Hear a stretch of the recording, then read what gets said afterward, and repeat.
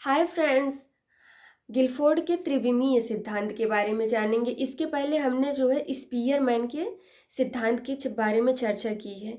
अब स्पीयरमैन ने द्विकारक का सिद्धांत दिया है, थार्नडाइक ने बहुकारक का सिद्धांत दिया है और गिलफोर्ड ने त्रिविमीय सिद्धांत दिया है। इनके त्रिविमीय सिद्धांत को समझेंगे। जिस प्रकार इन्होंने स्पीयरमैन ने द्विकारक सिद्धांत बताया कि बुद्धि के दो कारक होते हैं, उसी प्रकार इन्होंने बुद्धि के तीन यानी 120 कारक बताए हैं। और प्रारंभ में तो 120 बताए थे, उसके बाद इन्होंने 180 बताया है। तो इनके सिद्धांतों के बारे में चर्चा करेंगे।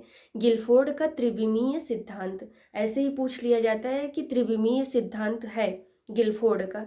इन्होंने 1967 में घनाभ के आकार को लिया और उन्होंने कहा कि इसके तीन तीन क्रियाएं होती हैं। पहला है संक्रिया, दूसरा यानी पहला है विषय वस्तु, दूसरा है संक्रिया और तीसरा है उत्पाद। यानी कोई भी समस्या है, इन्होंने कहा कि जैसे स्पीयरमैन को हमने आप पढ़ लिए होंगे, तो उसमें हमने बताया था कि स्पीयरमैन कहे कि अगर कोई भी समस्या आ रही है तो पहले वह जनरल फैक्टर के पास जाएगी। अगर जनरल फैक्टर उस प्रॉब्लम को सॉल्व नहीं कर पाता है तो वह स्पेसिफिक फैक्टर के पास जाएगा। वैसे ही इन्होंने अपने सिद्धांत में यह बताने की कोशिश की है कि जो भी पहले एक विषय वस्तु निर्धारित होगा, उस विषय वस्तु पर हम कैसी हमारी क्रियाएं हो रही हैं, संक्रिया होगी, उसके बाद उत्पाद होगा। तो इन्होंने तीन कैटेगराइज करके उसके छः छः पार्ट, विषय वस्तु के 5 पार्ट बताए हैं, फिर संक्रिया के 6 पार्ट बताए हैं और जो है उत्पाद के 6 पार्ट बताए हैं।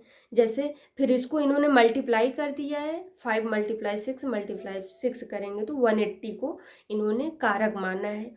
180 कारक बुद्धि के, इन्होंने 180 कारक को बुद्धि का कारक माना। ऐसे ही पूछ लिया जाता है कि गिलफोर्ड के अनुसार बुद्धि के कारकों की संख्या है।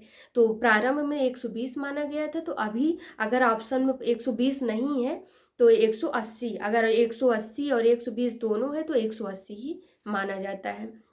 इन्होंने कहा कि घनाभ जो है, आप समझ पा रहे हैं, एक थर्ड डायमेंशनल होता है। जो घनाभ है उसके जिस प्रकार 3 बीमाएं होती हैं, उसी प्रकार बुद्धि के कारकों की भी 3 बीमाएं होती हैं, लंबाई, चौड़ाई, ऊंचाई। तो हमने बताया पहले से, एक लंबाई को इन्होंने विषय वस्तु माना जिसमें 5, और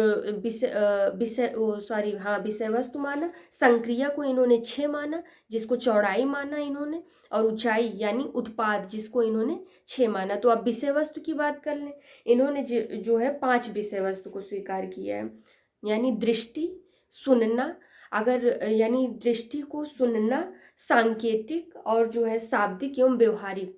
दृष्टि, सुनना, शाब्दिक एवं व्यवहारिक और जो है सांकेतिक, 5 को इन्होंने विषय वस्तु माना है।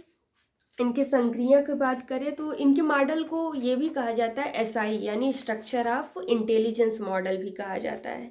स्ट्रक्चर ऑफ इंटेलिजेंस मॉडल भी कहा जाता है। इनके जो संक्रिया है उसको बहुत ही महत्वपूर्ण है, वेरी इंपॉर्टेंट है। अगर आप क्रम से लिखते जा रहे हैं तो आपके माइंड में एक अच्छे से क्लियरेंस होता जाएगा।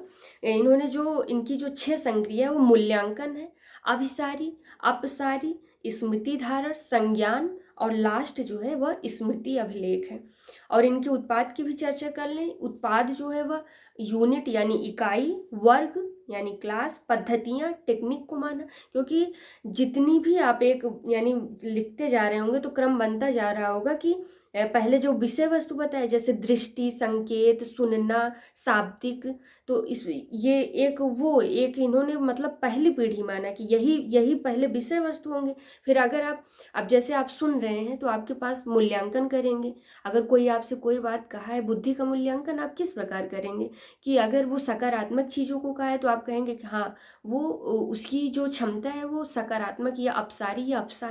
अपसारी को भी मैं बताती चलती हूँ कि अपसारी यानी जब हमें कोई समस्या मिलती है तो हम उसको कई माध्यम से उसका सॉल्व कर लेते हैं कि ये प्रॉब्लम है, इस मीडियम से भी इसको सॉल्व किया जा सकता है, ऐसे भी सॉल्व किया जा सकता है। यानी एक समस्या हो उसको सॉल्व करने के कई तरीके हों, तो वो अभिसारी है। और अपसारी जब हम मेरे पास समस्या है और हम उसी समस्या पे आके फिर टकरा जा रहे हैं, कोई भी विचार नहीं आ रहा है कि इस समस्या को कैसे सॉल्व किया जाए, तो इन्होंने इसको संक्रिया माना है, यानी उत्पाद माना है, संक्रिया माना है।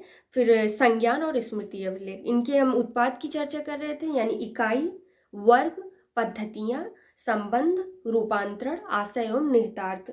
यानी जेफी गिलफोर्ड ने माना कि मस्तिष्क में कुल कितने 180 कारक होते हैं, जिसमें हमने बताया कि कोई पहले वो विषय वस्तु माने, फिर संक्रिया माने, उसके बाद उन्होंने उत्पाद को माना है। इनके सिद्धांत को एसआई भी, यानी स्ट्रक्चर ऑफ इंटेलिजेंस मॉडल भी कहा जाता है। ये इनका इतना है। और बहुत ही गिलफोर्ड का पूछा जाता है त्रिविमीय सिद्धांत, जिसको इन्होंने घनाभ लिया है। घनाभ की 3 बीमाएँ बताई है, बुद्धि की उसी प्रकार बुद्धि की भी 3 बीमाएँ को बताते हुए 180 कारक माना है। आगे वाले वीडियो में हम थार्नडाइक के सिद्धांत की चर्चा करेंगे। धन्यवाद।